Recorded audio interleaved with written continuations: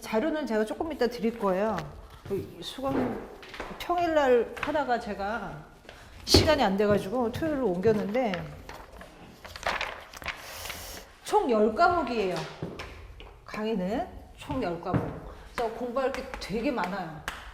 총 과목이 10개야, 10개. 근데 10개를 여러분들이 이론서를 다 읽고 이거 공부하실 수가 없어요. 왜냐면 분량이 너무 많아. 이 1200페이지 여러분 머릿속에 다 외우실 수 있어요? 못 외우잖아요. 그래서 제가 책에 있는 거를 강의를 전부 다 할 수는 없어요. 너무 많기 때문에 그거를 다 하려면 제가 거의 여기서 하루 종일 떠들어도 모자라기 때문에 양이 많아서. 그래서 기본적인 거는 집에 가서 여러분들이 읽으시고요. 책에 있는 거를 제가 중간중간에 뛰어넘는 토픽이 있을 거예요. 그거는 집에 가서 공부하시라는 얘기고, 중요한 거, 지금 중요한 거, 지금 현재 중요한 것만 제가 강의 시간에 합니다. 하셨죠? 그래서 중간에 뛰어넘는 게 있다고 이걸 왜 뛰어넘지라고 이상하게 생각하지 않으셨으면 좋겠고. 자, 두 번째는 매주 숙제가 나가요. 숙제. 그래서 자료를 드리는데 그 자료 앞에 숙제가 2장씩 붙어요. 2장씩. 근데 2장에 있는 숙제를 여러분들이 다 하시려면 한 달 동안 밤새야 돼요. 너무 많아. 처음 강의 들으시는 분들은 이거 소화할 수가 없기 때문에 처음에 숙제하시는 분들은 무조건 용어정의 첫 주만 용어정의 2문제 풀어갖고 오셔야 돼요. 그리고 이론서를 많이 읽을 생각을 하지 마세요. 이론서를 제가 왜 물어봤냐면, 책이 집에 없으면 자료 찾을 때 책을 뒤져야 되는데 책이 집에 있는 게 편하기 때문에 물어본 거고, 기출문제를 풀다가 내가 부족한 부분이 있으면 이론서를 찾거나 이론서를 뒤지거나 아니면 인터넷을 뒤지거나 아니면 논문을 뒤지거나, 이게 3개가 기본이에요. 아니면 시사자료, 여기서 이제 시사자료 같은 게, 시사자료는 제가 매주 드릴 거예요. 왜냐면 조경은 굉장히, 조경 기술사 문제는 다른 기술사 문제하고 다르게 트렌드가 되게 심해요. 변화가 심해요. 그래서 그때그때 문제가 바뀌기 때문에 요걸 중점적으로 많이 보셔야 돼요. 그래서 오늘도 시사자료가 되게 많이 나갈 거니까 그것도 집에 가서 읽어보셔야 돼요. 그래서 기본 틀은 기본적으로 이렇게 10개 갈 거고 매주 숙제가 나간다는 거 만 알고 계시면 됩니다. 자, 그리고 오늘 할 과목은 정책 제도 법규예요. 이것도 법규가 상당히 굉장히 많기 때문에 정책이나 법규는 항상 바뀌죠. 그렇죠? 그래서 이거 공부하실 때는 항상 무엇이 어떻게 변하는가, 뭐가 변하는가를 보셔야 되고요. 법규가 어떻게 바뀌는지. 자, 그 다음에 법규의 내용이 바뀌었을 때나 정책의 내용이 바뀌었을 때는 반드시 문제의 출제 가능성이 있는 거예요. 항상.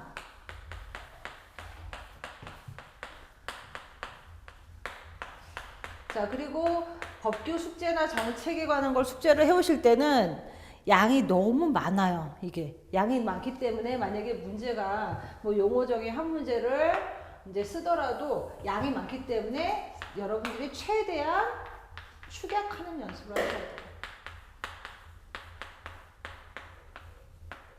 자, 이거는 제가 강의 시간에 맨날 얘기하겠지만, 계속 얘기하겠지만, 모든 문장을 읽을 때 앞으로 기술사 합격, 그 면접까지 합격하는 동안은 2차까지 합격하기 전까지는 무조건 계속 문장을 줄이는 연습을 하셔야 돼요.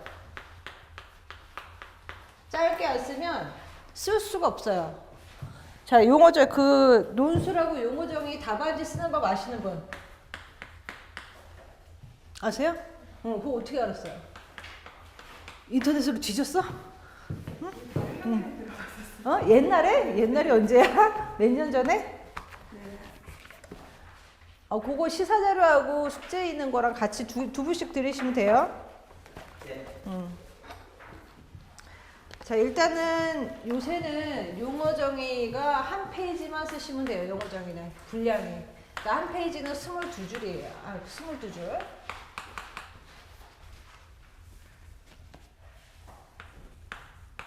자, 그리고 논술은 예전에는 제가 시험 볼 때는 4페이지를 다 꽉꽉 채웠어야 되는데 요새는 3페이지만 쓰면 돼요. 3페이지.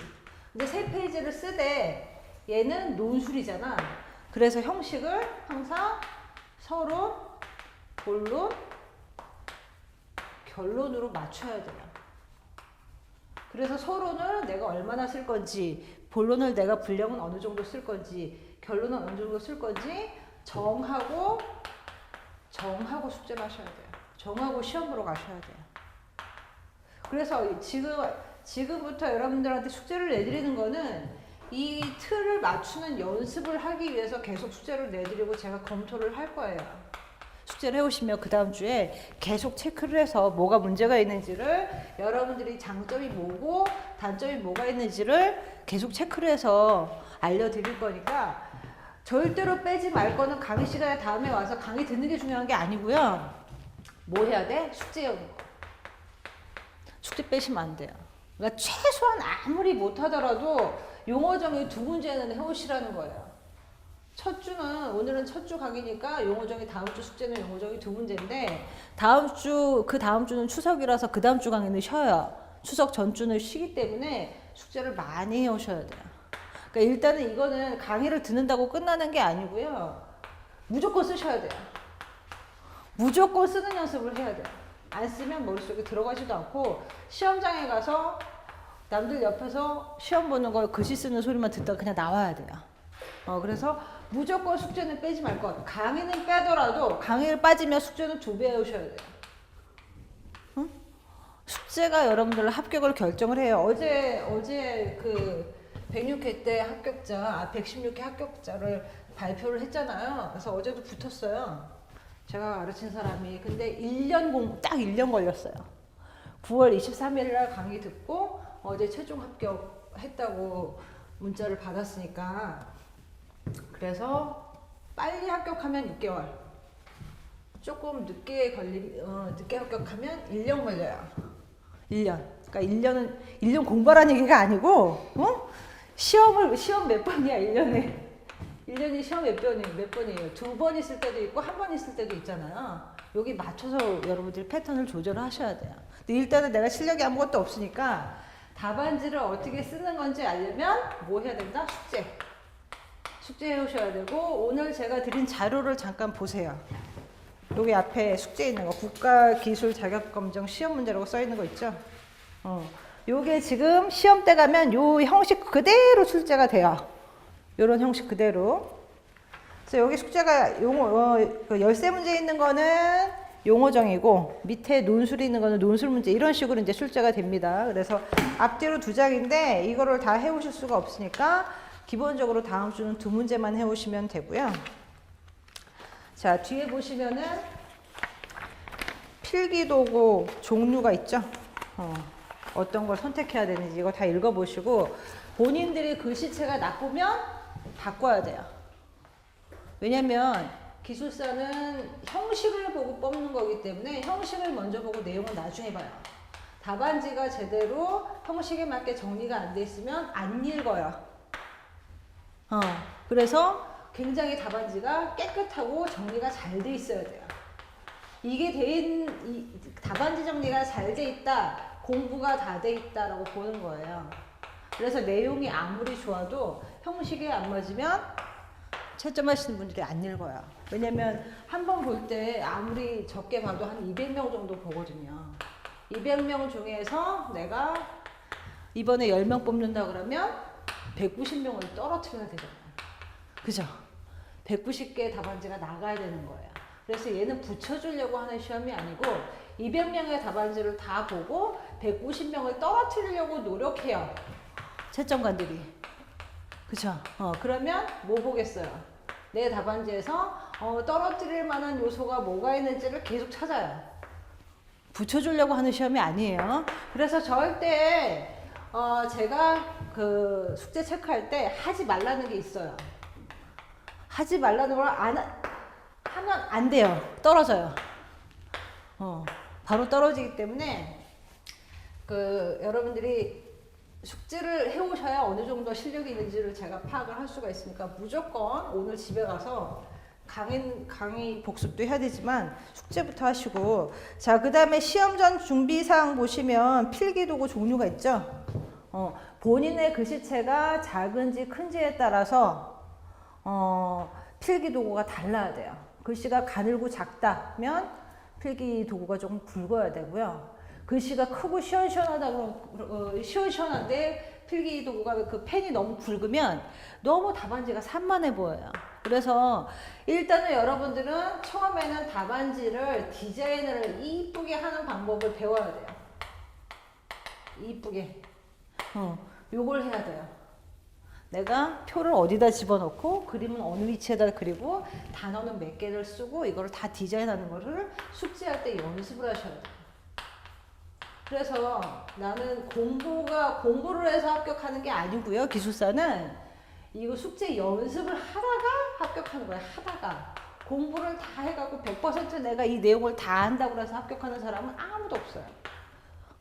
저도 공부를 하다가 합격한 사람이기 때문에, 그래서 여러분들이 기술사 공부를 한다 그래서 내가 이 이론서에 있는 걸 머릿속에 다 집어넣어야 된다라는 강박관념은 가지실 필요가 없다는 거예요. 무조건 숙제 내드리는 걸 열심히 해오시면 붙어요. 자, 그래서 필기도구는 제가 여태까지 수강생들이 이런 거를 다 써봤다고 해서 정보를 다 정리를 해놓은 거예요. 그래서 여기서 여러분들이 펜을 처음에 숙제할 때 여러 가지를 테스트해 보시고 본인한테 맞는 펜을 찾으셔야 돼요. 찾으셔야 됩니다. 그래서 이거 뒤에 읽어보시고요. 자, 그리고 공부 시간은 하루에 3시간 내실 수 있는 분. 공부 시간 하루에 3시간 안 되실 수 있다. 있어요? 그럼 그거부터요. 일단 집중한다는 전제하에. 자, 3시간 앉아 있어야 되고, 자, 쓰는 연습은 무조건 하루에 1시간 이상 투자해야 된다. 숙제하시라는 얘기예요. 자, 시험 시간은 이 페이지 보시면 시험 시간이 밑에 있죠? 8시 30분부터 입시를 해서 5시 20분까지 시험을 보고 나와야 됩니다. 계속 앉아 있어야 되는 거예요. 자, 그리고 이제 뒤에 이제 수검자 확인 사항이랑 뭐 지참물 이런 내용이 있고, 이제 큐넷에 들어가면 기술사 시험에 관한 정보가 다 있으니까 그건 찾아보시면 되고요. 자, 그리고 뒤에 보시면 시사 자료가 있을 거예요. 이 시사 자료는 제가 왜 드리냐면, 요새 이제 조경에서 어떤 거를 주제로 교수님들이 관점이 있는지를 다 알려드리려고 다 복사를 해서 드리는 거니까 이거를 빠뜨리지 말고 매회 나갈 거니까 다 읽으세요. 차분히 그냥 읽어보세요. 외우란 얘기가 아니고 읽어보시란 얘기예요. 왜냐면 여기 지금 자료 드린 거에 다 문제 출제 가능성이 있는 걸 드리기 때문에 이걸 읽어보시고 집에 가서. 자, 그리고 뒤에 답안지 샘플이 있어요. 샘플 있죠? 건축 기본법부터 해가지고 지금 기존의 수강생들이 숙제를 냈던 거를 제가 정리해서 글씨 잘 쓰시는 분들 것만 뽑은 거예요. 자, 건축 기본법 글씨 보시면 어때요? 어떤 거 같아? 글씨. 대답이 없어요. 정신 안 드셨어요? 글씨 어떤 거 같아요? 잘 썼죠? 자, 이렇게까지는 못 쓰더라도 여러분들이 최대한 글씨는 또박또박 써야 되고요. 그 다음에 절대 흘림체로 쓰시면 안 돼요. 떨어져요. 안 봐요. 글씨 잘 쓰는 사람이 많기 때문에. 자, 뒤로 가면 저 답지가 또 있죠? 자, 뒤에 보면 경관법에 따른 경관관리의 기본 원칙과 경관계획의 내용. 자, 이 친구는 붙었어요. 왜 붙은 것 같아요? 글씨가 이뻐요. 또박또박하죠? 이렇게 글씨를 쓰면 눈에 띄기 때문에 다른 답지보다 시각적으로 우월하잖아요. 그래서 가장 추천할 만한 글씨체가 이 글씨체예요. 그런데 이렇게 쓰시기 어려운 분들은 그냥 연습해서 조금 비슷하게라도 만드셔야 돼요. 내가 글씨를 너무 조그맣게 쓰고 너무 흘림체로 쓴다. 여기에 비슷하게 만드셔야 된다는 거예요. 좀 힘들겠지만. 자, 이것도 이분은 도시계획학 교수님 글씨예요. 그죠? 이렇게 저는 이렇게 못 써요. 불가능해. 네. 근데 이렇게 쓰시고 빨리 쓰세요. 너무 부러운 글씨체죠. 그래서 이렇게 이제 샘플 답안지를 드렸으니까 요 글씨체를 보시고 답안지 형식은 이렇게 쓰시면 돼요. 보통 용어 정의는. 그런데 예전에는 이제 용어 정의를 쓸 때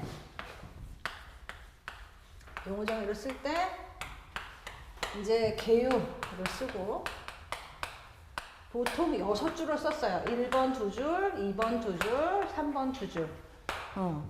그래서 용어 정의를 보통 푼다고 하면 예전에 한 페이지 반에서 2페이지를 썼는데 지금은 3번까지는 안 써요.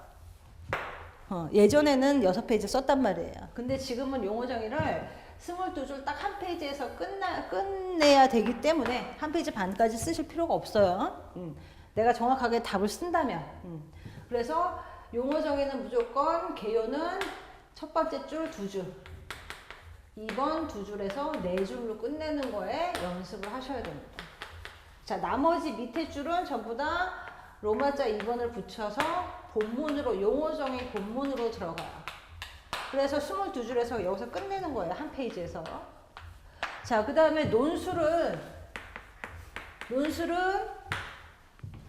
용어 정의는 개요가 4줄이라고 그랬죠. 논술은 좀 길어야 돼. 논술이니까. 그래서 6줄을 써요. 얘 2줄, 얘 2줄, 3번 2줄. 자, 개요 6줄 쓰고, 자, 그 다음에 본문이 있어야 되겠죠? 서론, 본론, 결론이라고 그랬으니까 본문은 로마자 2번하고 3번을 쓰고요. 이게 본문으로 들어가고. 자, 그 다음에 4번이 결론이에요. 자, 결론은 몇 줄을 쓰느냐?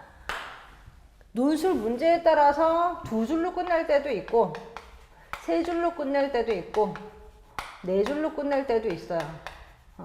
그런데 이제 문장이 어디서 끝나냐에 다른데 보통 일반적으로 1번 2줄, 2번 2줄로 끝내요. 한 문장일 경우는 그냥 번호 안 붙이고 2줄로 쓰거나 3줄로 쓰거나, 문장이 분리될 경우는 번호를 붙여야 되는 거고, 그 결론에 지금 4줄 빼고 제목까지 해서 결론 5줄 빼고, 아까 논술 몇 페이지 쓴다 그랬죠? 3페이지. 한 페이지당 몇 줄? 22줄. 그러니까 66줄이잖아. 그래서 논술에서는 개요 6줄하고 제목 빼고 결론 4줄하고 제목 빼고 나머지는 다 뭐예요? 본문이에요. 자, 그럼 합격은 어디서 결정되느냐? 여기 들어가는 내용 때문에 점수가 결정되는 거예요. 플러스 개요에 있는 내용이 얼마나 정리가 잘 되어 있느냐, 얘가 요점을 얼마나 잘 파악하고 있느냐를 개요에 얼마나 잘 정리를 하는가에 따라서 점수가 올라갔다 내려갔다 해요. 그래서 여러분들 처음에 숙제하실 때는 이 개요 4줄이나 6줄 쓰는 게 되게 힘들어요. 요약을 해야 되기 때문에. 그래서 계속 제가 계속 숙제를 해오시면 뭘 써야 되는지를 얘기를 해드릴 거예요. 그래서 숙제는 절대 빼시면 안 돼요. 강의는 빼시더라도 숙제 오시는 건 빼시면 절대 안 됩니다. 문제를 많이 풀어보면 풀어볼수록 여러분들이 실력이 늘어나요. 근데 숙제를 안 해오면 기본적인 문제도 안 하기 때문에 제가 숙제를 계속 해오라고 얘기를 하는 거예요. 자, 오늘 강의는 뒤에 거는 답지는 그냥 샘플로 보시고요.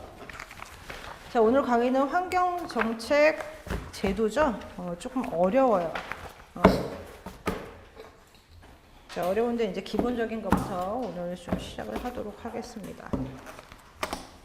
자, 페이지 3페이지 보시면 기출문제가 표가 있을 거예요. 여태까지 이제 나왔던 기출문제가 쭉 있어요.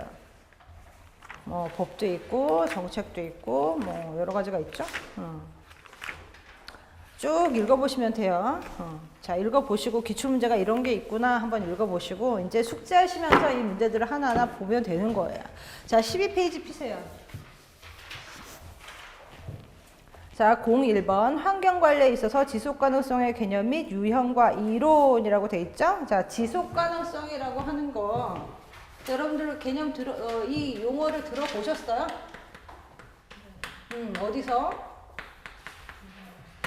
어디서? 안 들려요. 내 목소리가 너무 커가지고.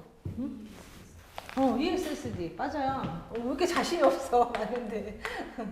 자, ESSD. 자, 그래서 이 지속 가능성은 조경 기술사 문제의 전반적인 거를 다 포괄하고 있는 하나의 개념이에요. 어떤 이념이에요, 이념. 우리가 지금 적용을 하는 이유, 뭐 생태를 중요하게 생각하는 이유가 전부 다 이 지속 가능성 때문에 일어난 거라서 이 지속 가능성의 개념을 지금은 조금 지난 토픽이라서 이거는 용어적으로 나올 가능성은 없어요. 없는데 문제는 여러분들이 용어적인 문제를 풀 때나 논술 문제를 풀 때 본문에 이런 지속 가능성이라는 단어의 뉘앙스를 조금 용어를 섞어주거나 아니면 이 개념을 잘 알고 있다는 걸 표시해 줄 필요가 있다는 거죠.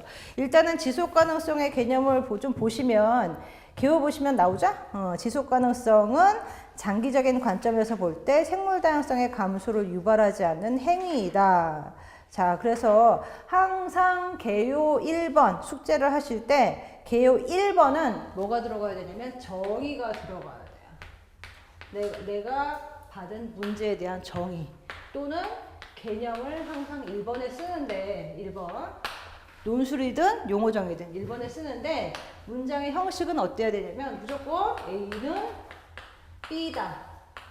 이 형식으로 가야 돼요. 왜? 정의를 내니까 내가 개념에 대해서 얘가 정체성이 뭔지에 대해서 설명을 하는데 A는 B다의 형식이 아니면 빨리 의미가 안 들어오기 때문에 항상 1번은 이 형식에 맞게 여러분들이 문장을 줄이셔야 돼요. 그래서 지속 가능성은 뭐다? 생물 다양성의 감소를 유발하지 않는 행위이다 라고까지만 쓰시면 되는 거예요. 자, 그래서 뭐 때문에 이게 필요하다? 현재와 미래 세대에 필요한 환경 자원을 충족시키기 위해서 잠재력을 유지하기 위해서 필요하다라는 거죠. 그래서 아래쪽에 내려가서 지속 가능성의 개념을 한 번 더 이제 자세하게 언급을 해준 겁니다. 그래서 지속 가능성은 뭘 얘기한다? 국가 간의 환경 공평성, 세대 간의 자원 이용의 공평성, 자원 보존의 효율성을 모두 다 포함하는 개념이다 라고 되어 있죠. 자, 그리고 이번에는 지속 가능성의 유형이 있죠. 환경적 지속 가능성, 사회적 지속 가능성, 경제적 지속 가능성. 이 문제는 그 면접 볼 때 한번 교수님들이 물어보신 적이 있어요. 면접자한테. 근데 이거를 대답을 못했다고 하더라고요. 어려워서. 자, 그래서 지속 가능성의 유형은 환경적인 측면에서 우리가 달성할 수도 있고 사회적인 측면에서 달성할 수도 있고 경제적인 측면에서 달성할 수도 있는데 그 방법은 뭐가 있다? 옆에 보시면 나오죠. 환경적인 측면에서는 뭐 해야 된다? 생태계 체계를 보존해야 된다는 거고, 자, 사회적인 지속 가능성은 어떻게 달성하라고 돼 있어요? 역사나 문화, 풍속을 지켜야 된다. 그래서 요새 뭐가 유행이야? 뭐 문화유산 보존하는 거, 문화경관 보존하는 거, 천연기념물, 뭐 명승 이런 거 보존하는 거 문제 많이 나오잖아요. 그래서 이게 다 전부 다 사회적 지속 가능성의 하나의 일환이라는 거죠. 자, 그리고 세 번째는 경제적 지속 가능성. 자, 여러분들 녹색 경제라고 들어보셨어요? 녹색 경제. 자, 이 녹색 경제 개념은 뭔 것 같아요? 기존의 경제 시스템을 뭘로 바꾼다? 하드한 거에서 소프트한 경제 시스템으로 바꾸는 거예요. 그래서 이 경제적 지속 가능성은 녹색 경제를 달성하는 것이 하나의 방법이 될 수 있다. 그래서 발전과 성장을 지속하면서 뭣도 할 수 있는 지속 가능성, 경제 발전도 할 수 있는, 환경 보호를 하면서 경제 발전도 할 수 있는 경제 시스템을 녹색 경제라고 합니다. 자, 그리고 네모 3번은 그냥 읽어보시면 돼요. 환경 관리에 있어서 지속 가능성 이론. 과거의 학자들이 이제 처음에 그 지속 가능성을 논할 때 처음에는 약한 형태의 지속 가능성을 많이 언급을 했었어요. 자연환경은 계속 자원을 퍼서 써도 무한하다라고 생각을 했는데 어느 시점에 가니까 환경 파괴가 너무 심해져서 안 되겠다. 지속 가능 자원을 계속 쓰다가는 우리가 한계에 도달하겠구나라고 느끼게 되면서 강한 형태의 지속 가능성 이론이 등장하게 됩니다. 그래서 지금 현재 전 지구의 이제 지속 가능성 이론은 강한 형태의 지속 가능성 이론을 기반으로 모든 정책이 이루어지고 있습니다. 그래서 요거는 읽어보시면 되고요. 어려운 이론이라서. 자, 넘어갑니다. 자, 그 다음 02번. 자, 지방의제 21. 이것도 들어보셨을 거예요. 지방의제 21.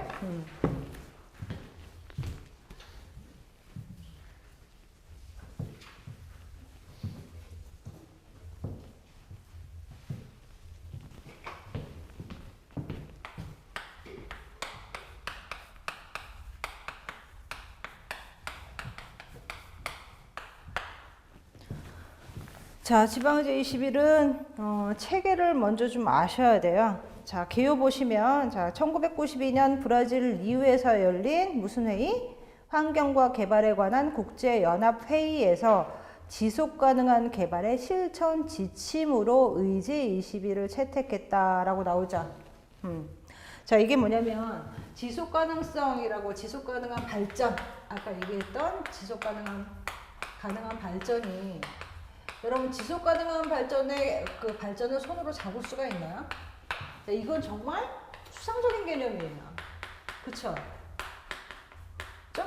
그래서 각 나라들이 모여서 지금 UNCED에서 각 나라들이 모여서 회의를 했는데 이게 너무 추상적인 개념인 거야. 그래서 그럼 지속 가능한 발전을 어떻게 할 것이냐, 얘를 어떻게 물리적으로 눈으로 보게 만들 것이냐 라고 생각을 했더니 뭔가 수단이 필요한 거예요.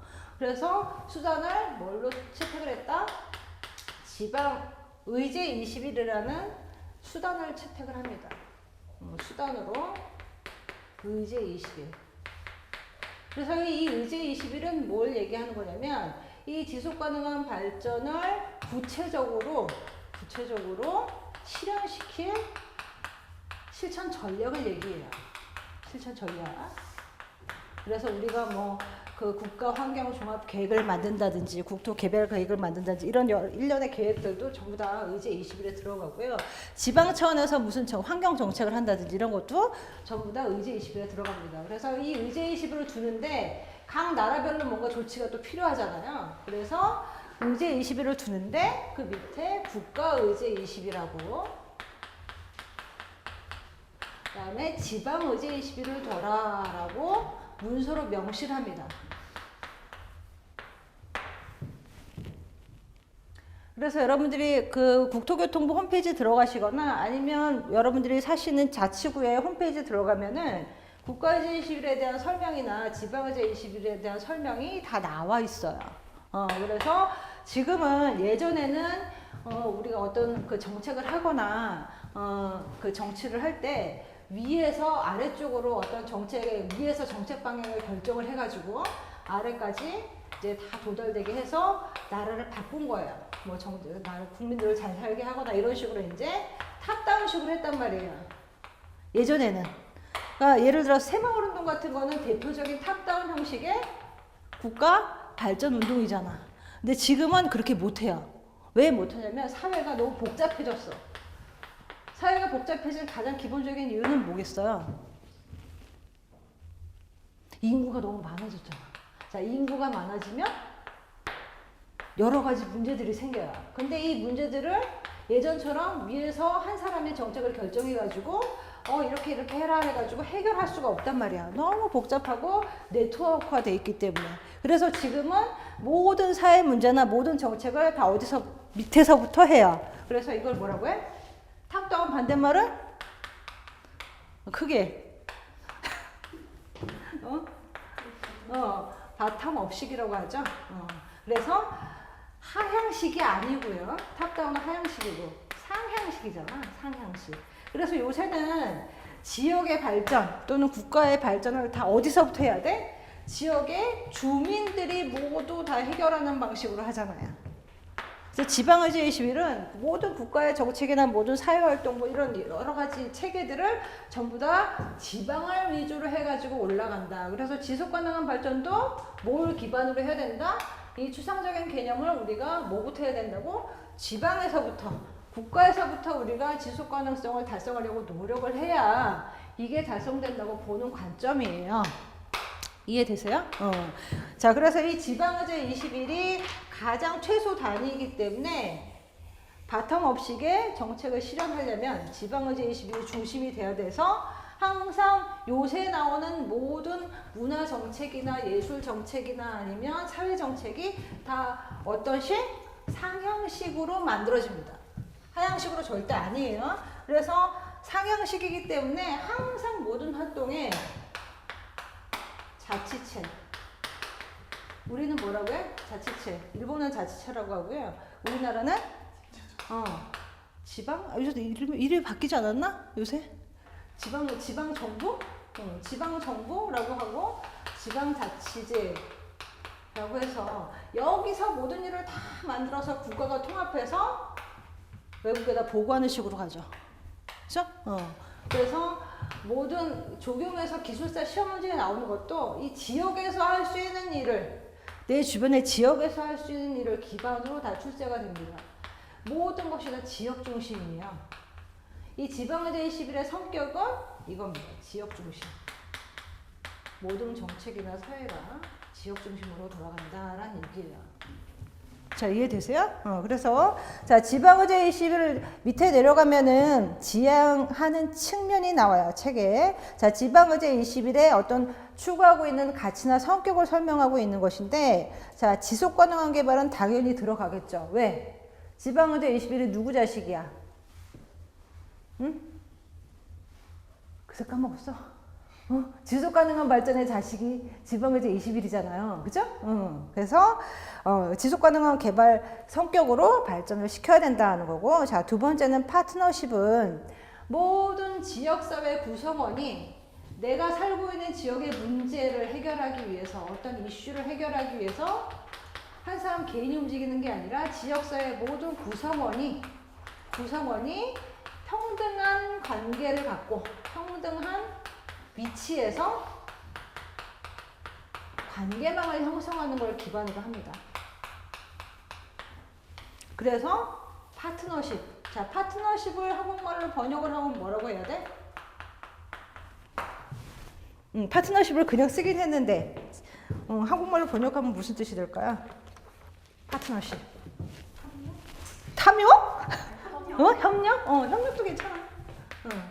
자, 근데 더 자세하게 얘기하면 협력 관계 또는 동반자 관계라는 거죠.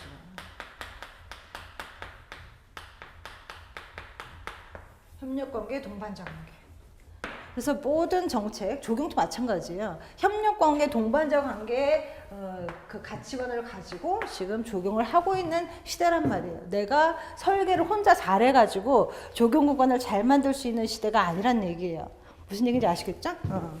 자, 그래서 이 파트너십은 두 가지가 있습니다. 형태가 정책 차원의 파트너십이 있고요. 운영 차원의 파트너십이 있는데, 일단은 정책을 잘 세워야 되고 운영도 잘 해야 된다는 얘기입니다. 자, 옆으로 가면 지방 가치가 있어요. 자, 지방 가치는 뭐냐면 지방의제 21이 가지고 있는 세 번째 가치 또는 성격인데, 지방에 있는 모든 자원을 다 내가 살고 있는 지방에 가치가 있는 것이 무엇이 있느냐를 계속 찾는 거야. 내가 가치가 있는 게 뭐가 있느냐를 첫 번째 찾고요. 자, 두 번째는 지금 현재 내가 살고 있는 지역의 문제가 무엇인지 찾아요. 자, 그리고 세 번째, 내가 지금 살고 있는 곳에서 가장 이슈가 되는 거, 가장 사람들이 중심적으로 생각하는 게 뭐가 있느냐를 기반으로 해서 모든 사회 문제를 해결해 간다는 것이 뭐예요? 가치 있는 거죠. 그래서 자, 이 지방 가치는 지역 자원이 기본적으로 들어갑니다. 자, 지역 자원에 해당하는 것이 문화 자원도 있고요. 그죠? 자, 자연 자원. 이게 대표적인 것이죠. 자, 청산도의 구들장론 자원이에요, 아니에요? 대답이 없어. 너무 조용해. 이번 수강생들은 너무 얌전해. 그냥 대답을 하세요. 어디 가서 대답을 해보겠어. 그죠? 이 나이에. 청산도의 구들장로는 대표적인 자연자원이면서 자연자원 아니고 사람들이 만들어내기 때문에 대표적인 문화자원이에요. 구들장로. 그래서 지금은 조경에서도 이런 문화자원이 뭐가 있는지, 이 문화자원을 조경의 방법으로 어떻게 발전시킬 것인지를 계속 모색을 해서 문제가 나옵니다. 그래서 문화경관을 적용해서 관심을 가지는 이유가 이것 때문에 그래요. 지방의제 21일 때문에 관심을 가지는 거예요. 결국은 지역의 가치가 높아지는 것은 지역의 자원을 잘 활용하는 데서 오기 때문에, 그렇죠? 우리가 서울시에 외국 사람들이 보기에 서울시의 가치가 높아지는 것은 뭐 때문에 그래요? 서울시가 사람들이 인식하기에 또는 내가 직접 서울시를 방문했을 때 뭔가 가치가 있는 것들이 많기 때문에 가치가 매겨지는 거죠. 그쵸? 그래서 그런 것들을 지방에서 잘 찾아서 발전시키는 것이 뭐다? 지속 가능한 발전을 이뤄낸다는 것이 그 주된 뭐예요? 방향이에요. 방향. 지금 정책의 방향이나 모든 제도의 방향이 이쪽으로 갑니다. 그래서 지방의제 21을 기반으로 하고 있다라는 거를 보고 여기 있는 표들은 외우실 필요는 없어요. 외우실 필요는 없고 간혹 가다가 교수님들이 지방의제 21이 뭐냐라고 용어정의 문제를 출제하실 때가 있어요. 그럴 때는 이런 표들을 좀 정리해가지고 용어정의 한 페이지에다가 정리해서 써주면 아 얘가 의제 21이 뭐고 지방의제 21이 뭐다 개념을 알고 있다는 것만 표시를 하면 되기 때문에 이런 표들은 시험 문제 풀 때 좀 그 디자인해서 집어넣으시면 좋아요. 자, 뒤로 가서 16페이지. 지방의제 21의 실천 방향은 그냥 읽어보시면 됩니다. 읽어보시면 되고, 지방의제 21은 법규가 국제법이 아니기 때문에, 정의는 없어요. 강제성은 없어요. 달성됐으면 좋겠다. 이렇게 했으면 좋겠다라고 하는 권유 방식을 쓰고 있고요. 전체적으로 뭐 생활 양식의 지속 가능성을 달성한다든지, 거주 환경을 개선한다든지, 지역의 자원을 효율적으로 이용한다든지 이런 식으로 이제 각 지자체에서 지금 활동을 하고 있고요. 자, 그 옆에 페이지에 보시면 지방의제 21 우수 실천 사례라고 해서 각 지자체의 지방정부에 어떤 사례들이 있는지를 제가 적어놨어요. 서울의제 21도 있고 녹색도시 부산 21 추진협의회도 있고 각 자치구에 들어가셔도 의제 21을 다 하고 있기 때문에 여러분들이 사례는 최근 거를 찾아서 쓰셔야 됩니다. 만약에 문제가 출제가 된다면 이것도 조금 지난 거기 때문에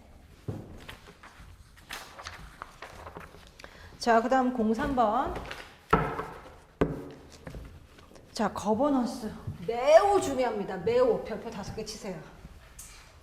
거버넌스는 용어 정의로 나올 수도 있고요. 적용해서 어떤 실천 방안을 물어볼 때 거버넌스의 방법을 묻는 경우가 굉장히 많기 때문에 이 개념을 정확하게 아셔야 됩니다.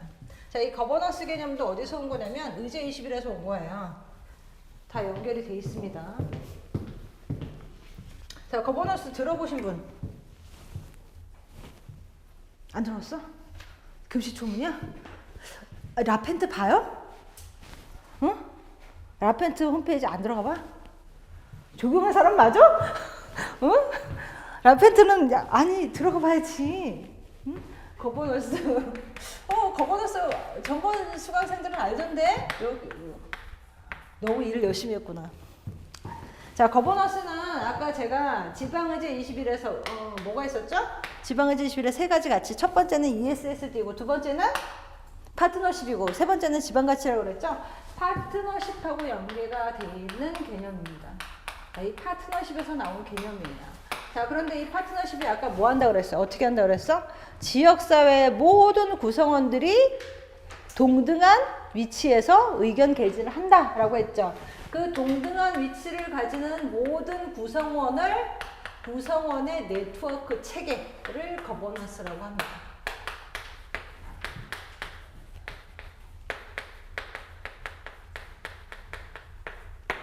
자, 그 기본적으로 네트워크 체계를 가장 잘 만드는 단체가 있어요. 여태까지 활동했던 단체 중에. 뭐가 있을까? 환경단체. 그죠? 환경단체. 자, 환경단체들은 기본적으로 뭐 NGO나 NPO나 이런 단체들도 있죠. 지역의 모든 그 지역 신문사하고도 연결되어 있고요. 그죠? 지역의 모든 정책 결정자하고도 연결되어 있고. 자, 이런 식으로 계속 네트워크가 만들어지는데 거버넌스는 지역 네트워크 체계라고 이해를 하시면 됩니다. 근데 반드시 지역 구성원이 들어가야 된다는 게 특징이에요. 자, 근데 그 거버넌스는 국가와 국가 간에 결성할 수도 있고요. 자, 국가와 지방이 협정을 맺어갖고 결정할 수도 있고, 지방하고 지방하고 결성할 수도 있고, 지방하고 개인하고 할 수도 있어요. 자, 그리고 개인하고 개인이 할 수도 있어요. 거버넌스의 규모는 굉장히 다양합니다. 그래서 계층을 안 따지고, 계층을 따지지 않고 지역사회 모든 사람들하고 다 뭐 할 수 있다? 네트워크를 만들어서 단체를 결성해가지고 내가 문제를 해결할 수 있다는 거예요. 이게 거버넌스의 특징이에요. 자, 책에 보시면, 자, 개요의 거버넌스는 사회의 다양한 이해 관계자들이 뭐 공동의 문제를 해결하기 위해서 매개체를 구성한다. 단체를 만든다 뜻이에요. 뭐 협약체를 만든다든지. 그래서 상호 협력하고 경쟁하고 대립하는 과정을 말한다. 자, 대립하는데 어떻게 문제가 해결돼? 라고 하겠지만 이 상호 협력, 경쟁, 대립한다는 얘기는 결국은 토론에서 합의해서 문제를 해결한다는 뜻이에요. 이론서에 그렇게 이제 논문에 그렇게 나와 있어서 단어가 좀 어려운데 거버넌스의 기본적인 해결 방법은 이겁니다. 같이 토론하고 의견 개진을 해서 합의를 보고 그 다음에 문제 해결에 들어간다는 것이죠. 자, 아래쪽에 보면 거버넌스의 특성이 있죠. 거버넌스는 흔한 개념이 아니기 때문에 용어정의 시험 문제로 나올 수가 있고요. 논술 문제에서는 어떤 조경의 문제, 어떤 지역의 문제를 내던지고 나서 거버넌스 체계를 사용해서 해결하는 방안을 논하시오. 이런 문제가 나올 수가 있어요. 자, 그리고 아래쪽에 보시면 레짐과 거버넌스의 차이점이라고 나와 있는데, 자, 레짐은 아까 얘기했던 ESSD 같은 것이 레짐이에요. 손으로 잡을 수 없는 아주 추상적인 개념, 원칙, 국제적인 원칙이죠. ESSD는. 그래서 규범 같은 것을 레짐이라고 하고요. 자, 이 거버넌스는 지방의제 21 또는 의제 21을 바탕으로 하고 있기 때문에 실천 전략의 성격이 상당히 강합니다. 실천 전술 전략의 성격이에요. 그래서 각 기후변화 협약도 하나의 뭐예요? 거버넌스입니다. 왜 거버넌스일까요? 자, 기후변화 협약의 레짐은 뭐겠어요? 목표. 그치. 그렇게 대답을 잘해줘. 이런 기본적인 거를 지구온난화 방지. 자, 그러면 거버넌스는 뭐겠어요? 지구온난화 방지가 얘가 레짐이야. 이 레짐을 목표로 해가지고 다 모이는 거예요. 다 모였잖아요. 누가 모여? 각 국가간이 모이는 거죠. 각 국가가 모이는데 얘네들을 그 전문 용어로 당사국이라고 하죠. 당사국이 다 모인 협의체가 기후변화 협약이에요. 이거 자체가 뭐야? 국가 간 거버넌스죠. 이해되세요? 어떤 건지? 거버넌스 개념은 이런 겁니다. 자, 예를 들어서 그 지방하고 개인하고 거버넌스를 맺었다. 어떻게 지방하고 개인하고 거버넌스를 맺어요? 라고 하는데, 예를 들어서 우리 지금 녹화협정이라든지 지자체에서 녹화협정 같은 걸 많이 맺잖아요. 개인하고 토지 소유자하고 이 지역에 이제 뭐 유휴지를 누가 가지고 있는데 토지 소유자한테 이걸 지자체에서 협의를 해가지고 여기를 녹화해 주시면 저희가 지원을 해드리겠습니다. 라고 녹화협정을 맺어요. 그죠? 그러면 지자체하고 내가 살고 있는 지역의 지자체하고 개인하고 거버넌스가 형성되는 거예요. 그래서 녹화협정도 도시녹지법에 있는 녹화협정도 거버넌스 체계예요. 그래서 거버넌스 개념은 어느 사람하거나 어느 단체하거나 아니면 어느 국가, 지방하고 다 연결될 수 있다는 거. 그래야 복잡한 사회 문제를 빨리 해결할 수 있는데 가장 빨리 해결할 수 있는 방법은 내가 살고 있는 지역의 문제를 잘 아는 사람이 누구예요? 나잖아, 나. 주민이잖아요. 그래서 주민 참여를 밑에 기반으로 깔고 갑니다. 거버넌스는. 그래서 모든 조경기술사 시험 문제에 주민 참여가 안 들어가는 데가 없어요. 주민 참여는 굉장히 중요합니다. 자, 그리고 바람직한 거버넌스 요소는 용어정의 시험 문제 풀 때 참고해서 그냥 좀 쓰시면 되고요. 참여라든지 뭐 법에 의한 규칙을 잘 지켜야 되고 의견 개진할 때 투명해야 되고 합의해야 되죠. 문제를 해결할 때 합의가 없으면 해결이 안 되기 때문에 합의 지향해야 되고 모든 사람이 동등한 결정권을 갖고 있기 때문에 형평성이 있다라는 겁니다. 자, 거버넌스 활동의 예를 보시면 물환경 거버넌스, 산림 거버넌스, 녹지 거버넌스 여러 형태가 있죠. 이거 외에도 여러분들 각 자치구에 들어가 보시면 거버넌스 형태가 되게 많아요. 지금은 작거나 크거나 여러 가지 형태로 활동하는 단체들이 많기 때문에 한번 찾아보시면 되고요. 자, 그 다음 내셔널 트러스트는 거버넌스 체계의 유형의 하나입니다. 실제 시행된 사례죠. 지역 주민이 어떻게 하는 거야? 내셔널 트러스트는. 내셔널 트러스트 들어보신 분? 또 아무도 없죠? 응? 아무도 없으면 안 되는데. 응? 자, 그럼 생태학 들어보신 분? 생태학 내 수준을 팍 낮춰서 생태학 들어보신 분 없어? 생태학도 처음이야?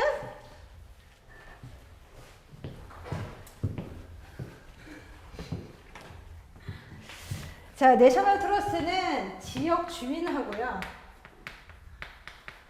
지역 주민하고 지방 정부가 뭘 보존하기 위해서 지역의 자연을 보호하기 위해서 만든 거버넌스 사례입니다. 그래서 예전에는 이 내셔널 트러스트가 시험 문제에 상당히 많이 나왔었어요. 우리나라에서도 이제 내셔널 트러스트에 관한 법이 있어요. 국민신탁법이라고 해서 있는데 지금은 조금 시기가 지났어요. 지났기 때문에 만약에 시험 문제가 나온다고 하면 이런 문제들은 이 문제를 내면 이 사람들이 다 잊어먹어가지고 안 풀겠지 라고 해서 허를 찌를 때 냅니다. 그런 문제들이 계속 나와요. 왜냐면 이건 시기가 지났기 때문에 이 사람들이 이건 까먹어서 답안지를 못 쓸 거야. 왜 그렇게 되겠어요? 떨어뜨려야 되니까. 200명 보는데 10명 남기고 190명은 떨어뜨려야 돼요. 그래서 계속 답안지에서 약점을 찾아요. 근데 내가 나는 약점이 있어요 라고 답안지 쓰면 또 붙겠어요? 떨어지겠어요? 당연히 떨어지죠. 자, 그래서 내셔널 트러스트는 거버넌스의 하나의 사례다라고 하는 것만 기억하시고 읽어보고 시간 있을 때 풀어보시면 됩니다. 이거는 안 푸셔도 돼요. 시간 있을 때 정말 시간이 많이 남아가지고 내가 할 일이 없다고 할 때 푸시면 돼요. 자, 그 다음은 공업원 기후변화 협약.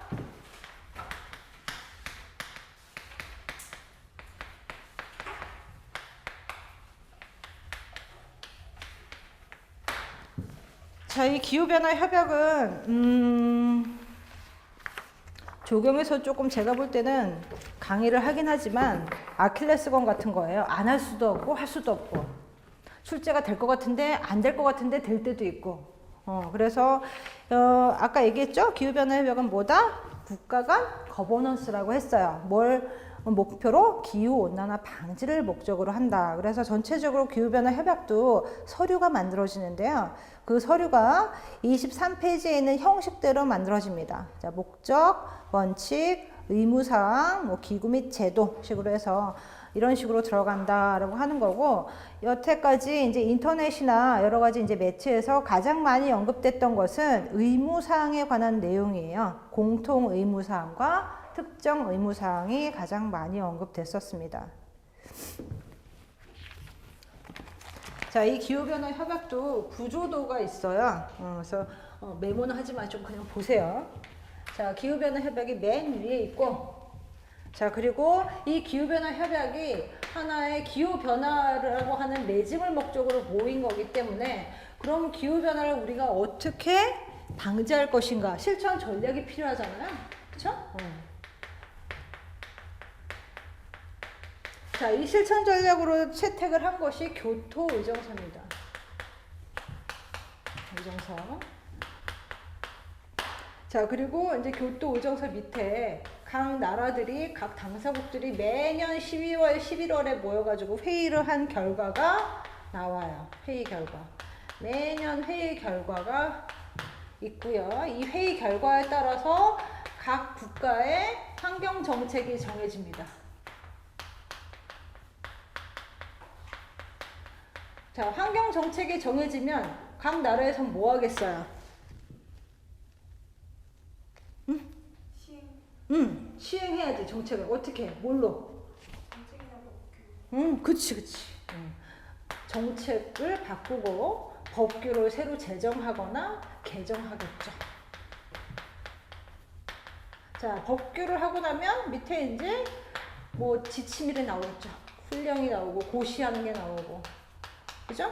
우리는 이 고시된 내용에 따라서 뭐예요? 실행을 하는 거죠. 이런 패턴으로 갑니다. 기후변화 협약이. 그래서 뒤에 보시면 이제 기후변화 협약의 내용이 쭉 나와 있어요.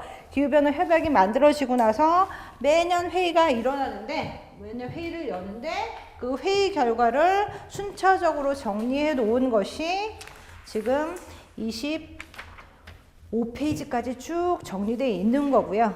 2015년 이후부터는 여러분들이 자료를 찾으셔야 돼요. 찾으셔야 되는데 가끔 가다가 기후변화 협약을 물어보거나 아니면 기후변화 협약에 관련된 당사국의 회의를 물어볼 때가 있어요. 그때가 언제냐면 매년 11월, 12월에 회의가 열리거든요. 11월 또는 12월이에요. 자, 그러면 시험은 언제 있어? 조경기술사 시험은? 2월 달에 있잖아. 2월이나 1월 말이나 1월 30일이나 뭐 이때 있어요. 나올 때가 있단 말이야. 회의 결과가. 그래서 최신 회의. 자, 지금 2018년이니까 최신 회의만 언제? 2017년 12월, 2016년 12월, 2015년 12월의 내용은 여러분들이 좀 기억을 하고 계셔야 돼요.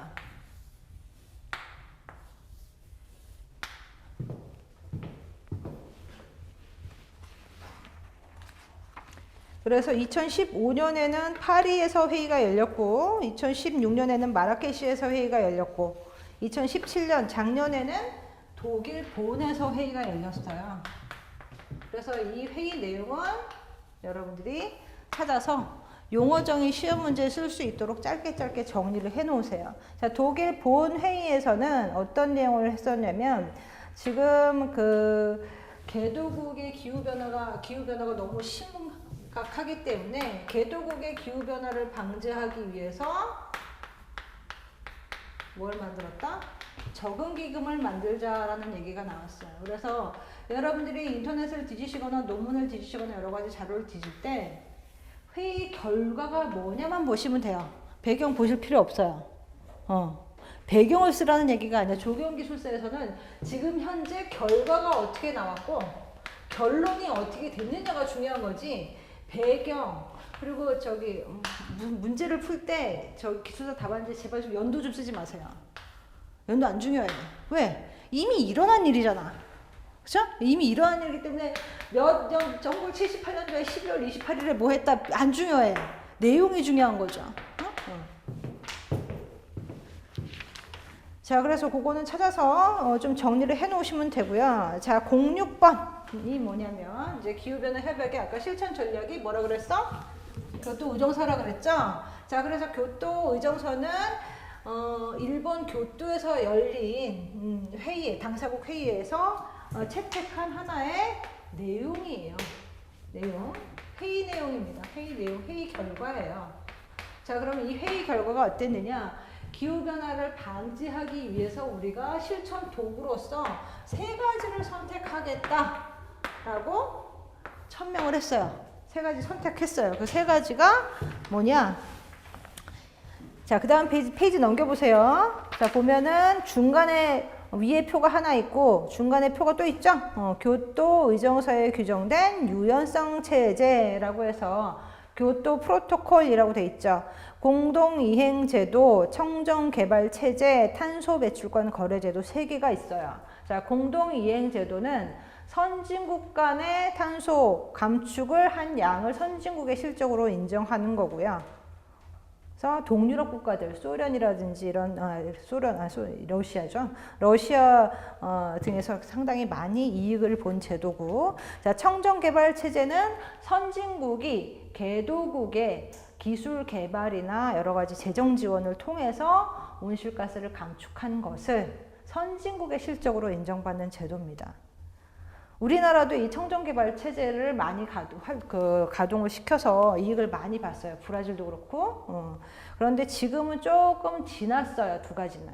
그래서 앞으로 이 세 가지 체제 중에서 문제가 나온다고 하면 하나밖에 없어요. 탄소 배출권 거래 제도밖에 안 남았어요. 지금 현재는. 그래서 여러분들이 세 가지 중에 공부하실 것은 교토정서 세 가지, 교토 프로토콜을 세 가지 다 외우실 필요는 하나도 없고 뭐만 공부하면 돼? 탄소 배출권 거래 제도만 공부하시면 됩니다. 우리나라도 그렇고 중국도 그렇고 중국은 2015년부터 탄소 배출권 거래 제도를 가동시켰고요. 우리나라는 이미 가동시키고 있죠. 그래서 탄소 배출권 거래 제도가 무엇인지에 관해서 용어정의 시험 문제가 나올 것이므로 자, 08번으로 갑니다. 탄소 배출권 거래 제도.